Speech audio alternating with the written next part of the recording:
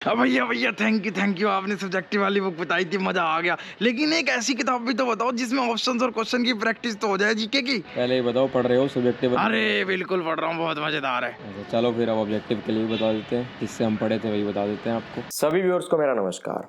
आज की इस वीडियो में मैं आप लोगों से बात करने के लिए आया हूं कि जब मैं अपनी प्रिपरेशन करता था एसएससी सीजीएल की, तो मैं जीके के लिए कैसे मैंने प्रिपेयर किया था और कैसे मैंने जीके में एक ठीक ठाक डिसेंट स्कोर किया था। बहुत सारे लोगों का डाउट रहता था, बहुत बार लोगों ने मुझसे कमेंट सेक्शन में पूछा, मुझे मैसेजेस करे, तो मैंने इसलिए सोचा कि यार आप लोगों को बता दूं कि मैंने जीके की प्रिपरेशन कैसी करी थी। तो आज की वीडियो को अगर आप पूरा एंड तक देखोगे तो आपको सारी डिटेल्स मिल जाएंगी कि जीके के लिए मैंने क्या क्या किया था। तो वीडियो स्टार्ट करने से पहले जिन लोगों ने अब तक हमारे चैनल्स को सब्सक्राइब नहीं किया, हमारे दोनों चैनल्स कपूर गुरुकुल और कपूर खानदान ब्लॉग्स को सब्सक्राइब कर दो। तो चलिए शुरू करते हैं। तो देखो, सबसे पहले तो मैं आपको ये बता दूं कि जीके को मैंने बहुत ज़्यादा टाइम तो नहीं दिया था, बहुत ही लिमिटेड सा समय दिया था, बहुत कम टाइम देता था मैं जीके को, क्योंकि जीके इतना ज़्यादा वास्ट है और ये इतना ज़्यादा सब्जेक्टिव है कि भाई आप कितना भी पढ़ लो, ज़रूरी नहीं है कि उसमें से आपके आएंगे। और जीके में बहुत ज़्यादा मार्क्स लाना, मैथ्स में 50 नंबर लाना फिर भी ईजी है, लेकिन जीके में अगर आप कोशिश करो कि 30 से ज़्यादा नंबर आने, तो जीके में 30 से ज़्यादा नंबर लाना बहुत ईजी नहीं है, बहुत मुश्किल है। उसके साथ साथ जीके में एक और चीज़ है कि देखो, कुछ ना कुछ लक फैक्टर भी है। हो सकता है कि आपने मतलब 10 पेज पढ़े आप, और हो सकता है आपके उन 10 पेज में पढ़ने से कुछ भी नहीं आया, और हो सकता है कोई और है उसने 2 पेज पढ़े और उन 2 पेज में से ही 2 क्वेश्चन आ गए। तो जीके में किसी एक हद तक लक फैक्टर थोड़ा सा रहता है। मेहनत तो है ही, देखो हर चीज़ में मेहनत की ज़रूरत है, लेकिन लक फैक्टर भी रहता है। तो इन सारी चीज़ों को सोचते हुए मैंने यही मतलब जीके को ये सोचा था कि बहुत ज़्यादा टाइम नहीं देना। जीके को टाइम देने की जगह मैं उतना ही टाइम मैथ्स या इंग्लिश को दे दूंगा ज़्यादा, ताकि वहाँ पर तो एक सर्टेनिटी रहेगी कि भाई हाँ, अगर मैं पढ़ रहा हूँ, कॉन्सेप्ट क्लियर कर रहा हूँ, प्रैक्टिस कर रहा हूँ, तो मेरा स्कोर बढ़ेगा ही बढ़ेगा। इसलिए जीके को लिमिटेड सा समय देता था। और जीके में मेनली मैं फोकस करता था जो प्रीवियस ईयर क्वेश्चंस वगैरह रहते थे, जो मतलब एक question bank type previous year जो क्वेश्चन रहते थे, उनके ऊपर ज़्यादा फोकस रहता था, और उसी के साथ साथ करंट अफेयर्स पर। तो आज की इस वीडियो में उसी के बारे में मैं आपको डिटेल में बताऊंगा कि मैंने किस बुक से पढ़ा था, उस बुक से मैंने क्या स्ट्रैटेजी फॉलो करी थी उस बुक से पढ़ने की, क्या क्या बेनिफिट्स लगे। इतनी सारी बुक्स होने के बावजूद मैंने भाई एक उसी बुक को क्यों चुना।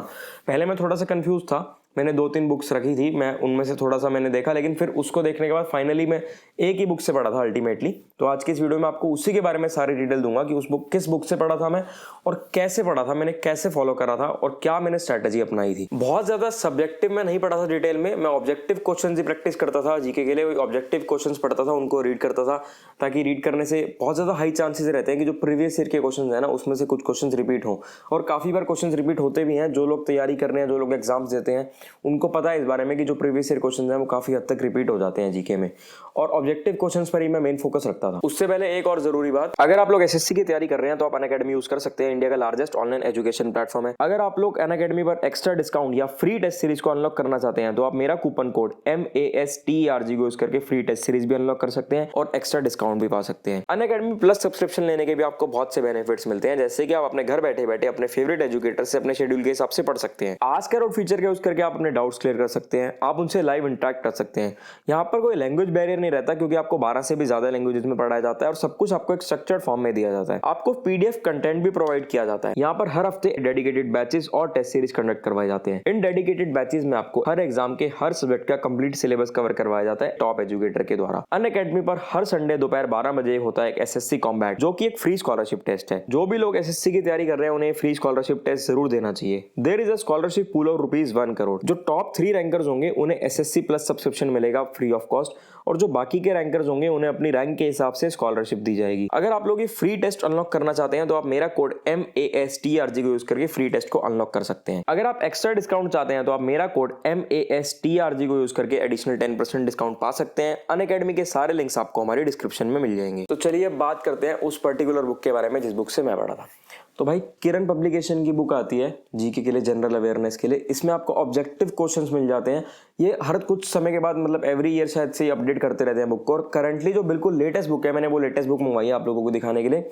हालांकि मेरे पास वो बुक थी जिस बुक से मैं पढ़ता था, लेकिन अभी कुछ समय पहले किसी को, मेरे एक नोन को चाहिए थी वो बुक, तो मैंने उनको दे दी। क्योंकि देखो अभी तो फिलहाल मैं कोई प्रिपरेशन वगैरह ऐसी कर नहीं रहा, तो मेरी पड़ी हुई थी, तो मैंने सोचा यार ऐसे पड़ी रहेगी, इसकी बजाय ये बुक किसी और के काम आ जाएगी। तो उन्होंने मांगी तो मैंने दे दी कि चलो जब तक आपको यूज़ करनी है कर लो, उसके बाद मुझे वापस दे देना, मैं किसी और को दे दूंगा ज़रूरतमंद को। तो आप लोगों के लिए मैंने बिल्कुल जो लेटेस्ट बुक है वो लेटेस्ट बुक मंगाई है आप लोगों को दिखाने के लिए। इसमें 13,500 से भी ज़्यादा क्वेश्चन हैं ऑब्जेक्टिव।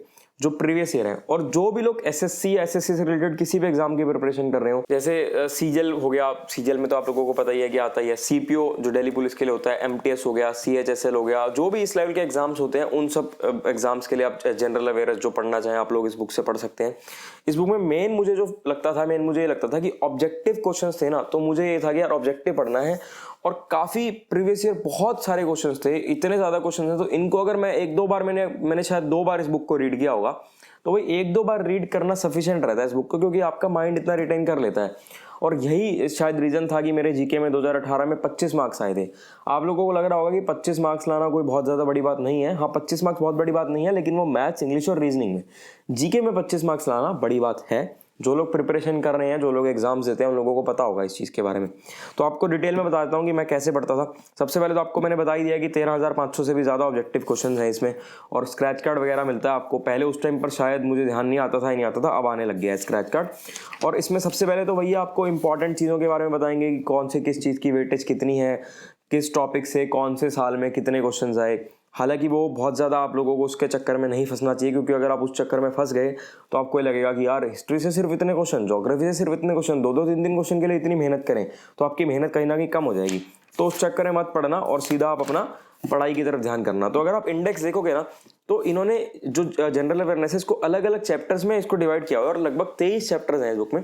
23 चैप्टर्स में इन्होंने जो जनरल अवेयरनेस के जो ऑब्जेक्टिव क्वेश्चन हैं वो सब दिए गए हैं।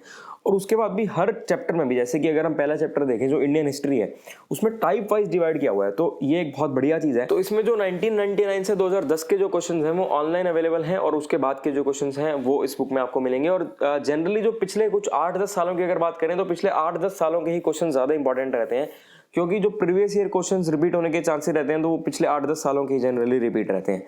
तो इसमें एक और सबसे बड़ी चीज़ क्या है, हर क्वेश्चन के नीचे आपको ये मेंशन मिलेगा कि ये क्वेश्चन कब कौन से पेपर में आया था।